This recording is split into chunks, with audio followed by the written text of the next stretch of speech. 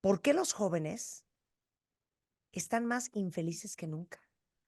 Y yo creo que esta es una preocupación genuina de muchos papás, Enrique, Así es. que vemos a nuestros hijos muy diferente a como estábamos nosotros a su edad. ¿No sientes?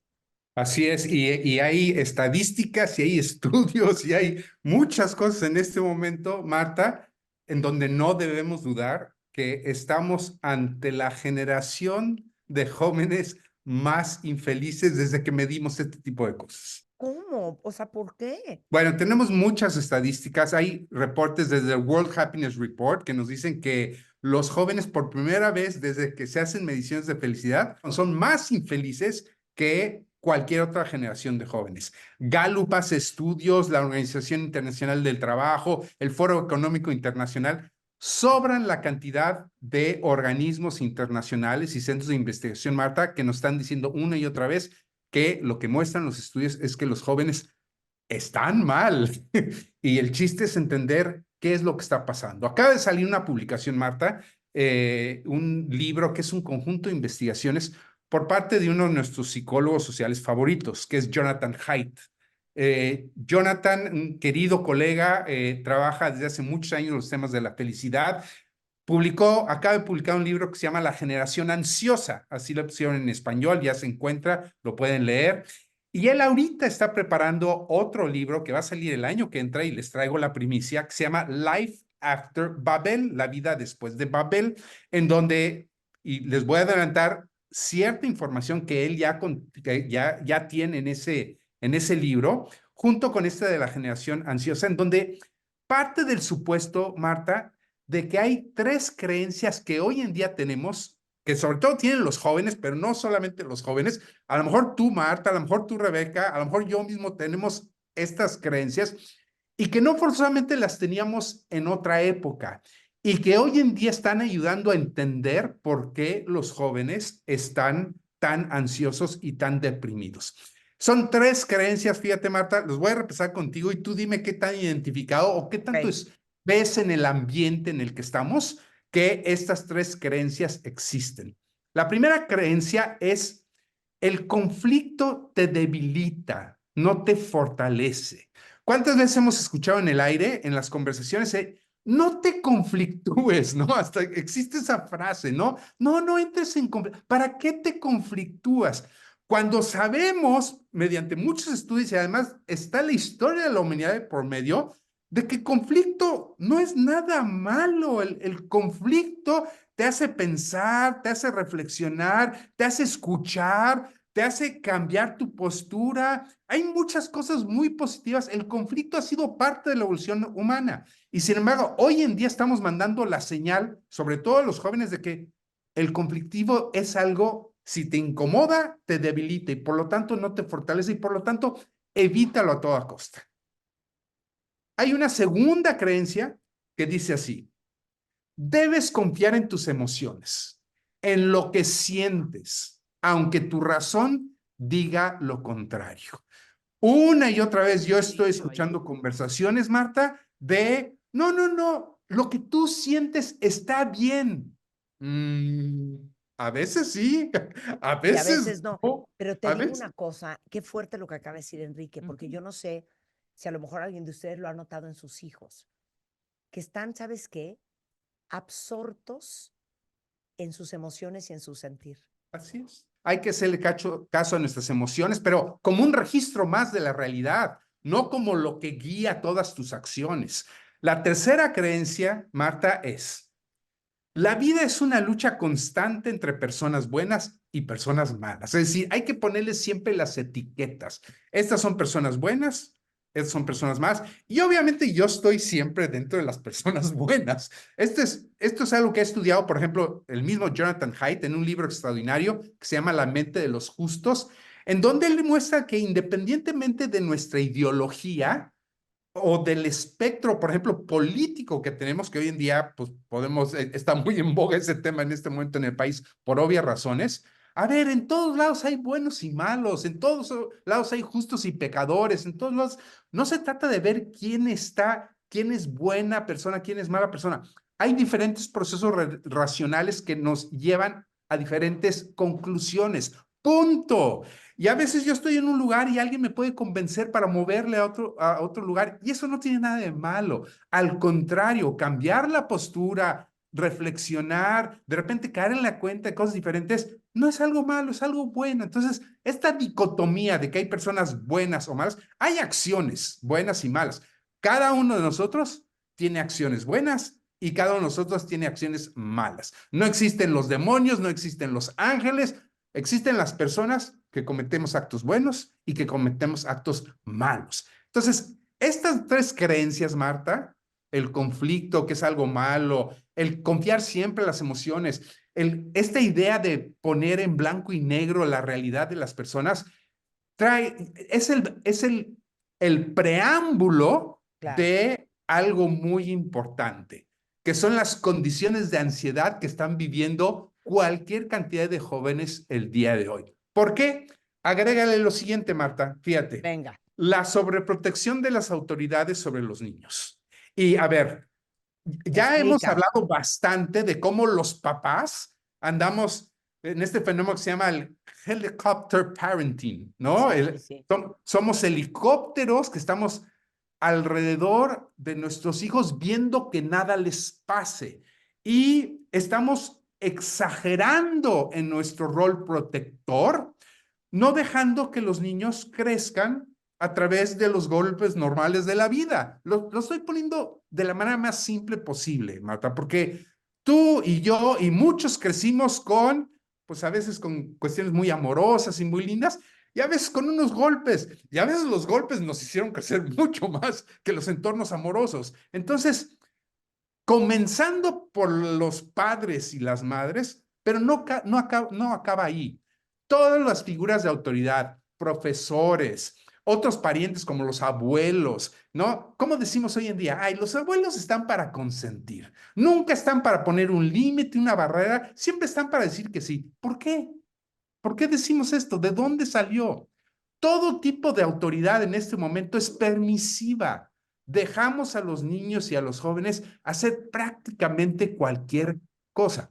Se comienza en casa, pero no únicamente termina ahí. Y otro tema relacionado con la sobreprotección de la autoridad sobre los niños es el uso sin restricciones de las computadoras, es decir, de las pantallas. A lo mejor en aquella época, Marta, en donde tú y yo crecimos, en donde había una computadora y había que prenderla y había que aprender algunos comandos. Es decir, era un ejercicio entender cómo funcionaba y se hacía la computadora. Bueno, hoy en día estamos en la época de la pantalla en donde yo he visto, no sé si tú, Marta, Rebeca, los niños de repente empiezan a picarle a la pantalla del teléfono y una madurez, ¿no? Para quitarle y ponerle y moverle y subirle y bajarle. Impresionante, vergonzoso para mí, ¿eh? No voy a demonizar a las computadoras ni a las pantallas. Simplemente voy a decir algo que creo, y por favor corrígeme, que es profundamente cierto. No hay restricciones sobre el uso de las pantallas. Específicamente, no hay restricciones sobre las redes sociales, ni filtros, ni leyes, ni regulaciones.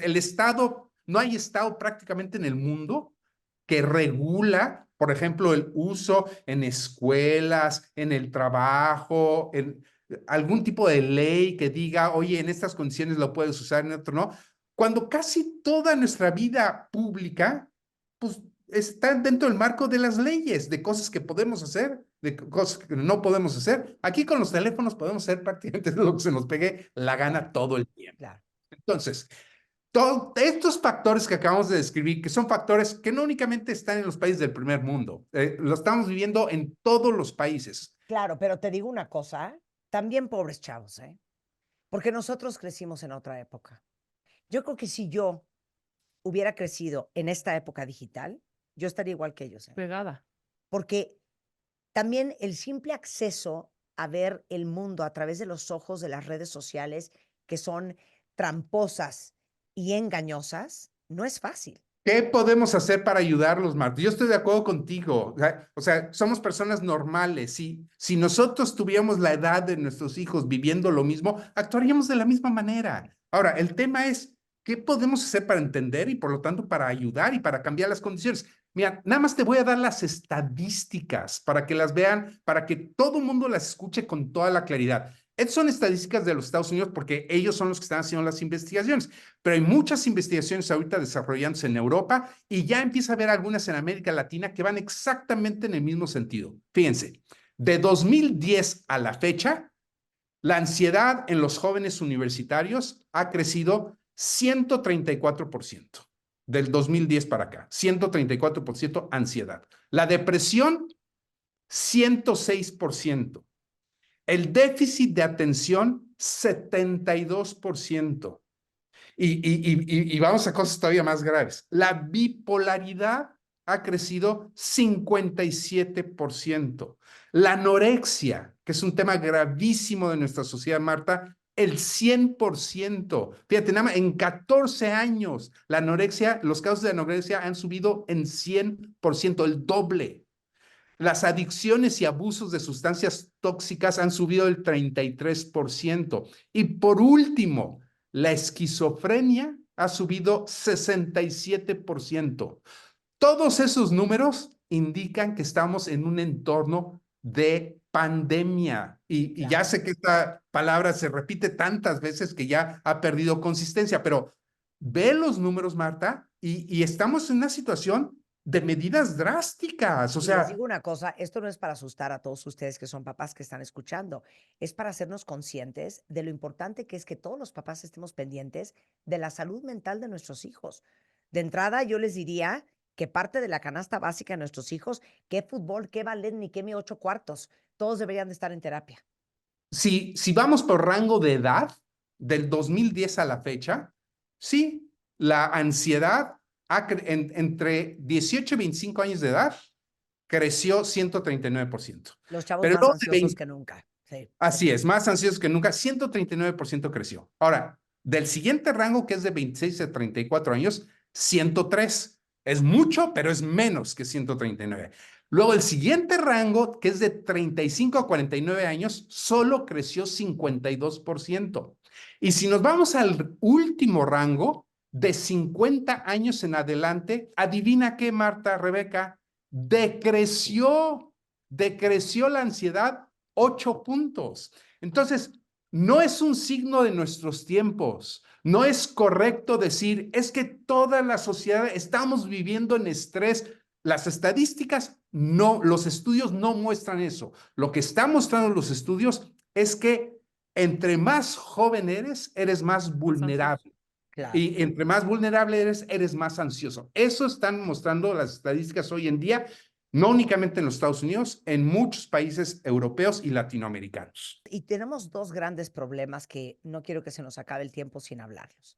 Los dos grandes problemas que estamos viendo son, por ejemplo, el tema de la gratificación a corto plazo, porque estos niños crecen de una forma muy diferente a como crecimos nosotros, con incentivos de gratificación a corto plazo. Sí, creo que es bastante obvio que el uso de las redes sociales y de estos dispositivos tiene un grado de adicción. Los estudiosos le llamamos ejemplos de gratificación a corto plazo. Es una gratificación a corto plazo. ¿Qué significa esto? Que cuando lo estamos utilizando, hay un disparo, ¿no? De una happy hormone, ¿no? Normalmente es oxitocina, al estar, por ejemplo, viendo algo en las redes sociales, en Instagram, ves algo que te divierte y de repente recibes a muy corto plazo la gratificación en formato de, normalmente de oxitocinas. Entonces, es real.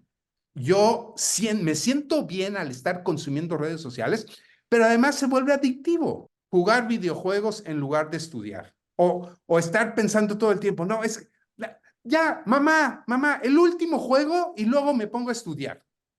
Ahí hay adicción a la gratificación a corto plazo. La tentación del postre o la comida chatarra, a pesar de que sabemos que es malo para la salud, Marta. Entonces, siempre el querer, el postre, el disparo de azúcar, de energía, ahí está otra dependencia.